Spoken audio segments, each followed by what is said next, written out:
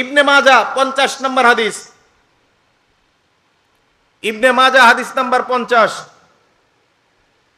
আন আব্দুল্লাহ ইবনে আব্বাস রাদিয়াল্লাহু তাআলা আনহু قال قال رسول الله صلى الله عليه وسلم, আল্লাহ রাসূলের একনিষ্ঠ সাহাবী হযরত আব্দুল্লাহ ইবনে আব্বাস বলেন, আল্লাহ রাসূল ইরশাদ করেন, কি করেন একটু দেখেন, আবাল্লাহু আন ইয়াকবালা আমালা সাহিবি বিদআতিন, আল্লাহ রাব্বুল আলামিন বেদাতকারীর আমল কবুল করতে অস্বীকৃতি জানায়।